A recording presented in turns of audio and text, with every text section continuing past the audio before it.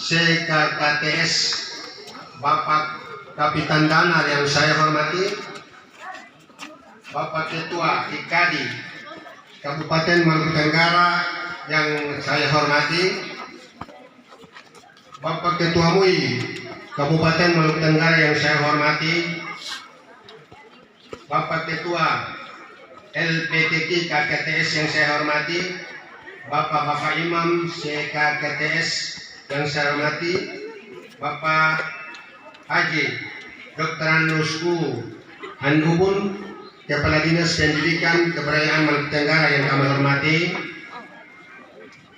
Bapak Kapolsek KKTS yang saya hormati, Bapak Babinsa Uhainana Ternate yang saya hormati, Bapak Ketua BSO Uhainana Ternate yang saya hormati, Kepala PLP yang saya hormati, Kepala Distrik Navigasi Kelas 3 Tual yang saya hormati, Kepala Puskesmas Uhainana yang saya hormati, Kepala Sekolah SMA, SMP, MTS, SD yang saya hormati, Ketua Majelis Ta'lim Senana Rifat yang saya hormati, Bapak-bapak, Ibu-ibu, pengasuh TPA At-Tahiriyah yang saya hormati dan saya muliakan, orang tua, santri dan santriwati yang saya hormati dan saya muliakan.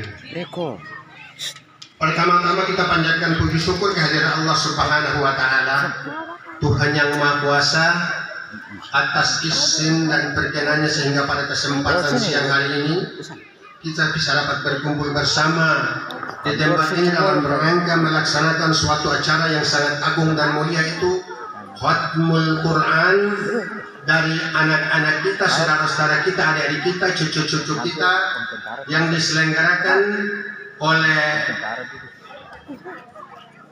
pengasuh tempat pengajian At-Tahiriyah Danar Rifat, yang namanya At-Tahiriyah itu diberi nama oleh beliau atau kakak kami, abang kami yang mendirikan tempat pengajian itu. Perlu saya sampaikan bahwa guru daripada At-Tahiriyah ini adalah guru pertama kami itu dari Bugis Peranakan Aceh, yang namanya Ajamain bin Onang dan Pasolong Bone, Patawin Pasolong Bone. Kemudian Ajamain punya murid bernama Haji Muhammad Saleh Renyaan. Haji Muhammad Saleh punya murid bernama Ahmad Said Ubun. Ahmad Said Ubun punya murid itu Haji Abu Tahir Ngabalin dan istrinya Siti Ngabalin Said Ubun. Kemudian setelah beliau meninggal, maka dilanjutkan oleh anak-anaknya, adik-adiknya yang sekarang sebagai pengasuh dari tempat pengajian At-Tahiriyah. Oleh sebab itu, hari ini merupakan kebanggaan bahwa selama kami mendengarkan kampung halaman kami pada 20 tahun yang lalu, di sini saya masih ingat ini segar, tapi kita lupa karena itu dianggap musibah, ujian bagi kita orang-orang KI. Sehingga kenapa masalah ini hanya terjadi sejenak dan dia bisa selesai. Alhamdulillah, karena suatu yang kelebihan yang ada pada kita orang KI itu, setelah pengamat seluruh dunia datang di Lamediflat, meninjau, melihat, meneliti masalah ini, ternyata orang KI itu dia terjadi dari komunitas Protestan, Katolik, dan Islam. Saya sendiri yang berbicara ini, keluarga saya itu 99% itu Protestan. Saya punya keluarga 90% Protestan. Oleh sebab itu, maka dengan sendirinya kami datang di sini. Alhamdulillah, kami punya saudara kakak kami itu membuka tempat pengajian yang tadinya dia buka di sana sebelum kerusuhan, tapi karena kita semua dengan adanya kekeluargaan, perkawinan, persaudaraan, sehingga Bapak Raja dan masyarakat keluarga kami tetap menerima kami, dan sehingga dengan sendirinya hari ini kami punya desa ini jadi desa besar. Karena tadinya kami biasa berkumpul ketika ada hajatan keluarga, yaitu perkawinan atau masalah adat atau perkawinan dan lain sebagainya. Baru Danar bisa pilih, Ohera bisa datang di Danar. Tapi alhamdulillah Barangkali keluarga di dalam ini punya doa juga sangat kuat. Akhirnya kami kemarin kembali datang bergabung saja di Desa Dana. Dia hari ini dipimpin oleh Bapak Raja, Bapak Abdul Ghani Al-Ubul Esos. Kemudian sebelum saya lanjutkan, maka saya perlu sampaikan terutama kepada adik-adik santri dan santriwati mengenai adab-adab membaca Al-Quran. Segala perkara dalam Islam ini diatur dalam Al-Quran punya adab. Dia punya tertib, dia punya akhlak, tapi bahasa keren Al-Quran itu disebut adab. Tata tertib dan adab membaca Al-Quran. Maka perlu para santri dan santriwati perlu mengetahui hal ini dengan baik. Imam Al-Ghazali dalam Ihya Ulumuddin membagi adab membaca Al-Quran, mempelajari Al-Quran itu dalam dua bagian terbesar yang terdiri dari adab batiniah dan adab zahiriah.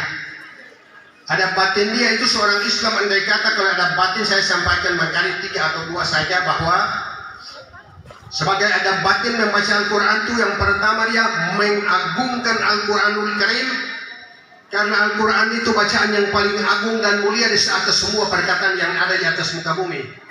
Maka orang Islam membaca Al-Quran itu mengagungkan Al-Quran itu setinggi-tingginya sesuai dengan, dan yang kedua adalah mengagungkan Allah Subhanahu wa Ta'ala, karena yang mereka baca itu adalah firman Allah Subhanahu wa Ta'ala, adalah merupakan petunjuk, pedoman, pelajaran, bukti, cahaya bagi umat yang ada di muka bumi ini. Yang ketiga atau yang berikut adalah ketika dia baca Al-Quran itu dengan khusyuk, dulu dengan tertib, dengan hati yang murni dan tanpa ragu-ragu. Karena ketika kalau mereka ragu-ragu, sedangkan dalam Al-Quran mengatakan bahwa Al-Quran itu ilmu dari Allah Subhanahu wa Ta'ala, diturunkan dengan ilmu Allah Subhanahu wa Ta'ala.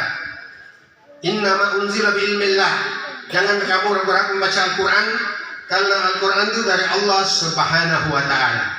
Oleh sebab itu kita beruntung, dan hari ini saya bahagia karena generasi kita laki perempuan yang hari ini 19 orang, 16 orang sudah hatam Quran, yang sebenarnya barangkali mereka bisa banyak itu sekitar 30 lebih. Tapi menurut rencana orang tua, Bapak Raja, Bapak Imam dan pengasuh, mungkin sesudah Idul Fitri mereka akan melaksanakan yang seperti ini. Dan saya usul kepada para pengasuh, kalau memang sebentar dilaksanakan untuk kali berikutnya, indahnya itu dilaksanakan di Masjid Al-Madhar. Luar biasa itu, karena Masjid Al-Madhar itu sungguh agung, mulia, bagus, indahnya. Maka dilaksanakan di sana, tinggal kita lihat dia punya empernya saja, 19 orang semua duduk di atas supaya mereka baca Al-Quran, apalagi di masjid. Dan masjid itu tempat yang mulia dalam membaca Al-Quranul Karim. Di rumah bagus, di musalla bagus, di tempat pengajian bagus, tapi di masjid itu tempat yang paling utama untuk membaca Al-Quranul Karim. Di sini yang biasa baca di masjid adalah pada waktu bulan-bulan Ramadan. Tetapi bagusnya khatam seperti ini yang direncanakan untuk dilaksanakan pada sesudah Idul Fitri itu dilaksanakan di masjid. Saya usul, kebetulan Bapak Raja dan Bapak Imam ada, saya usul arahkan anak cucu ini untuk mereka laksanakan yang berikutnya itu dilaksanakan di Masjid Al-Madhar Dana. Masjid itu Masjid Hanat luar biasa kok, dibangun itu sesuai dengan rencana pelaksanaan hal-hal begini pada masa ini sampai masa yang akan datang. Oleh sebab itu maka saya minta untuk kali berikutnya dibangun di masjid. Yang kedua, adab-adab zahir dalam membaca Al-Quran itu utamanya, yang pertama itu kalau orang Islam membaca Al-Quran, adik-adik santri dan santriwati ingat, yang pertama harus berwudu. Berwudu badan ke dalam keadaan bersih, mengambil Al-Quran yang kita letak di rumah, semua rumah itu letakkan Al-Quran harus di tempat yang tinggi dan mulia. Jadi yang kita taruh Al-Quran dengan buku-buku bacaan di meja belajar. Andai kata kalau kita taruh di meja belajar, berarti Al-Quran itu yang ada di atas semuanya. Jangan tinggi. Kita punya buku-buku catatan dengan Al-Quran, itu merupakan dosa yang paling besar. Kemudian dia di tempat yang bersih, dia harus berwudu menghadap ke kiblat. lebih ideal, lebih bagus, berpahala adalah ketika membaca Al-Quran haruslah kita menghadap kiblat supaya sesuai dengan petunjuk pedoman yang ada dalam Al-Quran. Sesuai kita menghadap kiblat, kita duduk dengan khusyuk. Yang berikut membaca dengan memperhatikan tartil dan tajwid. Al-Quran sendiri di sana dikatakan Allah perintahkan kepada kita warattilil Qur'ana tartila. Al-Muzammil